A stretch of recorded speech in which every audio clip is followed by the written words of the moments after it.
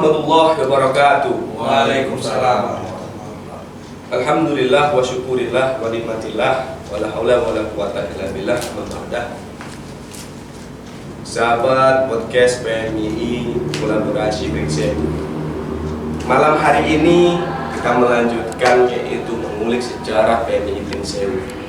Dan sahabat-sahabat sekalian bisa saksikan dua tokoh di depan kita.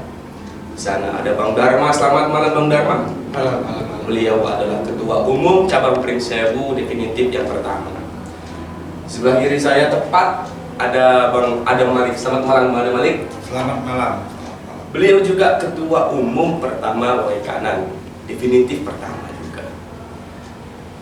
Mungkin ketika saya selaku host menyebutkan Bang Adam Malik Ketua Umum PC PMII Waikanan definitif pertama, akan bertanya-tanya, ada keterlibatan apa ini Bang Adam di Pringsewu? Tentu hal ini yang bisa menjawab adalah Ketua Umum PC PMII pertama definitif Pringsewu. Maka kita dengarkan terlebih dahulu awal mula kisah Bang Adam Malik ini ikut terlibat dalam membangun PMII Pringsewu. Bagaimana Bang Dharma? Ya, baik. Terima kasih moderator. Saya tuh kadang berpikir begini, Pak. Sebutan ketua cabang PMII definitif pertama itu haruskah disebut terus? Nah, saya berpikirnya begini, apakah itu sebagai sebuah prestasi atau malah sebagai bala? Iya. Bahwa kata-kata ketua umum definitif pertama, kalau dia sebagai sebuah prestasi bagus, tapi yang tidak disadari oleh sahabat-sahabat yang menyebut itu kan tanpa mereka tahu itu meninggalkan beban, Pak. Maka dari itu dengan podcast kita mengulik sejarah PMII Pringsewu, kita menyebut Ketua Umum definitif pertama, dia mengetahui sejarah yang sebenarnya. Nah, disitulah sejarah akan membuka dan sejarah yang membuktikan ya, bagaimana proses itu terjadi. Ya, tapi apapun itu kita berdoa yang baik-baik aja ya. Siap. Artinya ucapan itu bukan menjadi sebuah bala. Iya, betul. Bahwa nanti sholat ukur, oh ini kita cabang pertama. Iya. Begini. Kan repot kita, Pak. Iya. Baik. Kalau berbicara keterlibatan Bang Adam Malik ya di proses pengawalan PMII Pringsewu, ya ini panjang juga sebenarnya kisahnya. Iya. Ya sama kayak kita menceritakan kisah-kisah para tokoh pemimpin bangsa ini, gitu kan. Ya, intinya begini, ada pepatah mutiara itu, mau dia dimasukkan dalam lumpur paling dalam pun ya tetap di mutiara. Nah begitu juga sebaliknya. Ya kalau itu kotoran, mau ditaruh di tempat yang sesuci apapun ya tetap aja kotoran. Nah, ya begitulah perumpamannya ke Bang Adam. Jadi untuk proses bukan proses ya, secara singkat awal mula mungkin beliau kenal terus siapa dulu sehingga ikut dalam pengawalan di PMII Pringsewu gitu Bang. Karena begitu sangat jauh dari Waikanan nyebrang ke Pringsewu. ya hijrah. Karena beliau kan ngikutin kaul ada Imam Syafi'i. Kalau mau sukses itu harus hijrah. Nabi juga berdakwahnya itu sukses ketika sudah hijrah dari Mekah ke Madinah. Ya kalau awal mula saya kenal Bang Adam itu lantarannya lewat sahabat Nasrul. Pada saat itu Nasrul itu mengatakan bahwa ada alumni PMII di Pringsewu di Banyumas. Nah, kebetulan zaman kami itu zaman di mana kami mencari alumni PMII yang ada di Kabupaten Pringsewu. Nah, hasil sahabat Nasrul menyampaikan, terus kita sowan lah ke tempat beliau ke Banyumas. pertama kali ketemu dengan Bang Adam itu di ini warung sate. Warung sate. Artinya pertemuan aja udah tempat makan. Iya, iya. Artinya ya sekilas begitulah. Kenal dengan Bang Adam, terus setelah itu kita sering sowan ke tempat beliau, sering minta arahan, terus beliau juga sering datang ke sekret. Berarti jika diingat-ingat itu Kaiser tahun berapa, Pak? Itu zaman masih di komisariat 13 apa 2011, Bang? 12 ya? 2015, 2016 sama. ketemu Bang Adam ya? Oh, 2015 ya. Enggak ya Bang. 2014 itu ketemu Kongres Jambi Oh iya, 14, 14, sekitar 13 13. 2013. Iya. Berarti bertemu 2013, sangat lama. Kita kembali ke Bang Adam Malik. Ini sebelumnya, Bang, ini proses pengawalan, Bang. Pengawalan sejarah 2013. Abang Adam Malik hijrah ke Pringsewu. Yang saya tanyakan bukan kenapa hijrah ke Pringsewu, Bang, karena mungkin itu pribadi. Yang saya tanyakan itu ketika pertama kali berjumpa dengan kader PMI Pringsewu, apa yang ada dalam benak Bang Adam Malik ini? Itu ya kisaran tahun 2013. Ada ya sahabat Nasrul lagi yang mempertemukan itu di acara PMI, ya kan. Zamannya Rizal Bahru Mustafa. Ya. Nah, di situ kalau sendiri, ya kan, menilai bahwa di Pringsewu ini, ya kan, bicara kultur sangat apa istilahnya, membuat peluang ya kepada membangun namanya pergerakan mahasiswa Islam Indonesia yang disadari atau tidak disadari bahwa di Pringsewu ini ya kan, itu sangat mendukung bahwa kulturnya itu adalah kebanyakan kultur NU, ya kan? Sedangkan PMI itu sendiri adalah namanya kaum pemuda NU, ya kan, mahasiswanya NU, ya kan. Dan menurut kita ini adalah potensi besar, ya kan? Bahwa untuk mendirikan pergerakan mahasiswa Islam di Indonesia ini ya tidak akan mengalami istilahnya suatu tantangan yang sangat krusial, ya kan. Ya pertama waktu itu melihatnya ya inilah PMI harus segera melakukan kaderisasi, ya kan, harus tercipta di Kabupaten Pringsewu. Berarti ketika tahun 2013 baru sudah ada komisariat dong ya di Pringsewu atau belum itu pada waktu itu? Saat bertemu Bang Adam? Iya. Udah. Sudah ada komisariat namun belum terbentuk cabang persiapan. Belum. Kemarin kita sudah mendengarkan, jadi para sahabat-sahabat podcast juga sudah mendengarkan secara singkat sampai Pringsewu melaksanakan mapaba kedua, sehingga sampai cerita dan secara singkat komisariat Setimik dan komisariat Setit terbentuknya komisariat di Setimik dan di Setit. Setelah itu, nah, kemarin yang belum terjawab untuk proses penggagasan adanya terbentuk dari komisariat Setimik atau Stit Pringsewu. Ini hasil daripada arahan ataupun doktrin ataupun dogma dari senior, ataupun ini hasil dari kaderisasi dan kesadaran murni para kader waktu itu untuk kita harus mempunyai komisariat gitu, Bang? Ya, kalau berbicara sejarah tentu kita harus fair ya. Iya, betul. Artinya sejarah itu tidak boleh kita palsukan. Kalau proses prasaya itu ya kita tidak begitu paham ya prosesnya. Betul.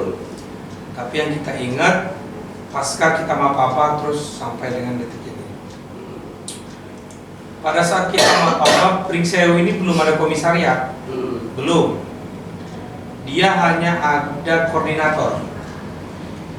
PMI koordinator STIP, PMI koordinator STIMIK. STIP itu dulu sahabat Ali. Sahabat Ali. Ali yang sekarang beliau ngajar di Pondok Bariatul Ilmi. Ya. Nah, dia waktu itu koordinator PMI STIP.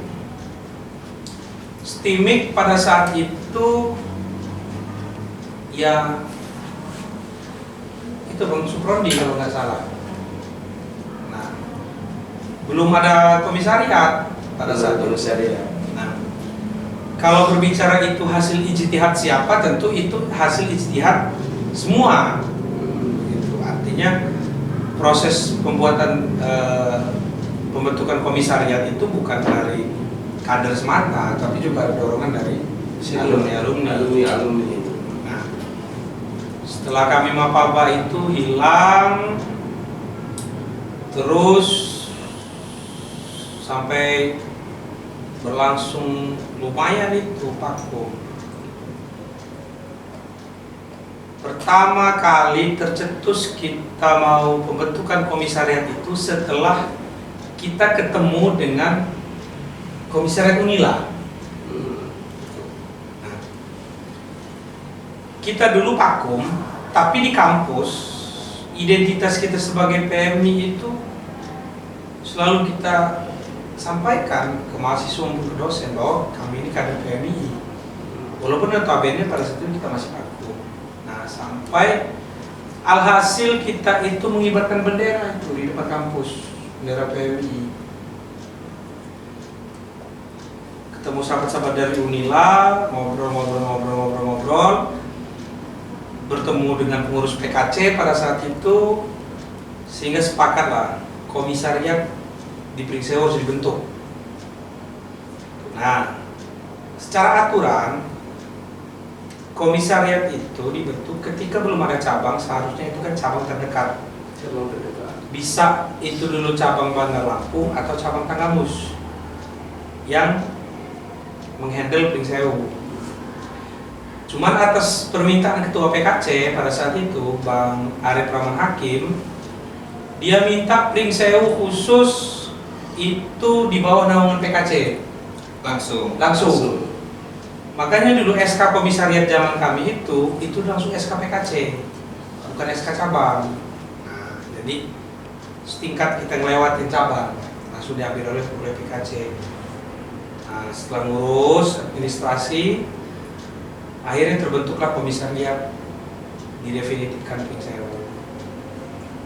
STIP itu saya, pada saat itu ketua komnya. STIMIK itu Nasrul, ketua komisariat pertama. Bang Nasrul, ya. Iya. Untuk ketika pertama pembentukan itu, Mabinkom daripada masing-masing komisariat siapa waktu itu, Bang? Atau belum ada atau sudah ada? Dulu nggak ada Mabinkom. Dulu belum ada Mabinkom? Nggak ada. Ya, kalau begitu sebutkan satu atau beberapa tokoh yang sangat berperan penting ketika awal adanya komisariat STIP dan STIMIK, Bang. Ada nggak kira-kira? Yang mana belum ketemu itu, Pak? Yang di yayasan. Yang pertama, yang punya kampus, yang sekarang jabat wakil bupati, Bang Fauzi. Bang Fauzi. Yang kedua, Pak Ferry. Yang ketiga itu Bang Sule. 3 tokoh yang Ya. benar-benar berperan dalam mendirikan terbentuknya dua komisariat. Komisariat. Artinya alumni yang berada di Pring Sewu ya. Alumni dari Pring Sewu. Iya, yang berada di Pring Sewu. Kalau yang dari luar Pring Sewu banyak, ada Bang Muluk dan lain-lain. Tapi yang berdomisili di Pring Sewu pada saat itu ya. Baik, lanjut Bang. Ketika sudah terbentuknya komisariat, nah, tentu ranah selanjutnya adalah terbentuknya cabang persiapan. ya. Hasil dari tercetusnya membentuk cabang persiapan ini juga berarti hasil daripada kesadaran ketika sudah terbentuknya komisariat itu Bang, betul ya? Karena sadar masing-masing terbentuk komisariat, akhirnya terbentuklah cabang persiapan yang pada waktu itu dinahkodai Kompercap pertama oleh Bang Rijal Bahrul Mustafa, benar Bang ya? Oke, benar. Setelah berjalan Bang Rijal Bahrul Mustafa itu untuk proses pendefinitifannya itu bagaimana itu Bang? Perjalanan di, karena pada waktu itu kamu dari komisariat ya? Ya, Komisariat. Proses cabang persiapan itu udah ketemu Bang Adam. Tidak ketemu Bang Adam. Udah ketemu. Udah perjalanan itu kita udah ketemu Bang Adam pada saat itu. Nah, obrolan untuk menjadi cabang persiapan itu sebenarnya obrolan kosong di depan kampus. Depan kampus. Saat itu setiap malam kita ngobrol. Sebenarnya cabang persiapan itu dulu sudah ada, yaitu Bang Isa Siregar. Bang Isa Siregar. Cuman proses konpercapnya itu kan tidak konpercap. Artinya pada saat itu beliau ditunjuk sebagai ketua cabang persiapan Pring Sewu. Gitu. Karena pada periode itu beliau tidak berada lagi di Pring Sewu, Bang Isa Siregar, akhirnya kita musyawarah sehingga digelarlah konpercap persiapan cabang persiapan Pring Sewu. Sepakat pada saat itu kita mempercayakan kepada sahabat Rijal Bahrul Mustafa untuk menjadi ketua cabang persiapan di Pring Sewu. Proses dari konpercap ke sini, semakin ke sini, yaitu kita sudah ketemu dengan beliau.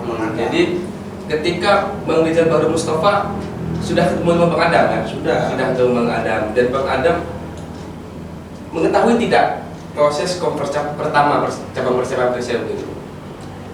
Sempat menemui atau tidak? Ya, seingat kita Kompercap pertama itu lalu di gedung Stimi Itu kedua. yang dihadiri oleh sahabat Kahfi, Ya, sama si Aris. Iya kan? Itu. Makanya terbentuklah si jadinya Rijal Bahrul Mustafa. Rijal Bahrul Mustafa dengan ketua komplingnya itu si Khoir. Mbak Khoiria. Siti Khoiria. Siti Khoiria. Ketua Kopri, berarti Bang Rijal ketua umum cabang persiapan pertama dan Mbak Khoir ketua Kopri cabang persiapan pertama. Oke, baik. Pada kala itu saya kembali Bang Adam lebih dahulu. Dia sudah menjumpai ataupun sudah bertemu dengan Kompercap pertama. Yang saya tanyakan pada waktu itu pada waktu Abang sudah menjadi alumni waktu itu Bang ya? Iya. Sudah menjadi alumni. Dalam kacamata alumni, Kompercap pertama ini berjalan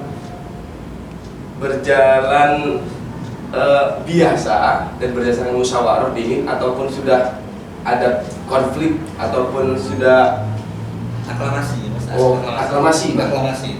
Aklamasi salah satu tanggal tunggal itu Rijal Bahrul Mustafa. Bahrul Mustafa. Baik. Oke, lanjut. Selanjutnya, jadi ketika Abang bertemu dengan sahabat-sahabat PMI Pring Sewu, sahabat-sahabat PMI Persewu tentu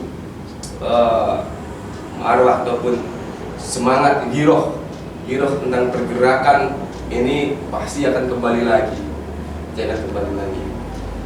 itu untuk abang sendiri. Abang ada Malik dengan kacamata alumni, selaku alumni itu sudah mulai mengkader daripada sahabat-sahabat PMI, Bang, ataupun ada beberapa sosok nama yang memang dekat dengan abang, yang emang abang didik gitu. Sebenarnya pertanyaan itu yang nggak muncul karena bisa di cross check, ya kan? Kalau bicara masalah kader PMI, mau dia siapa pun itu pasti deket lah sama abang. Wah, gitu ya. Iya. Berarti semenjak itu abang sudah merapat di sahabat-sahabat yang Persewu, ketua umum cabang umum pertama persiapan menuju Bang Mustafa, abang sudah berperan aktif dalam mengawal PMI cabang Persewu. Oke, baik. Kembali ke Bang Dharma.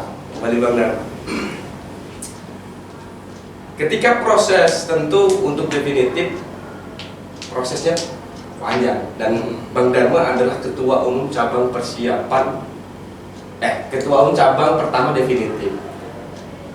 Bisa dijelaskan cerita singkat pendefinitifan di zaman abang itu, perjalanannya, dan pada waktu itu tentu kan sudah ada upaya-upaya untuk mendefinitifkan.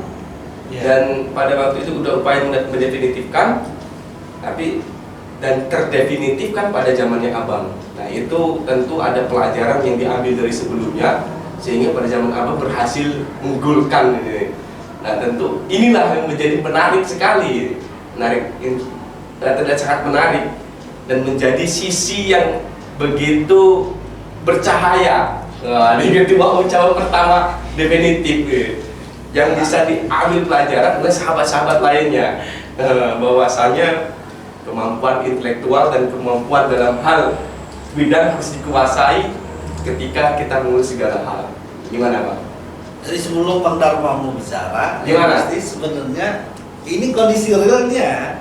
Kenapa cabang definitif itu terbentuk di zaman Dharma, ini sebenarnya bagian dari janji politik.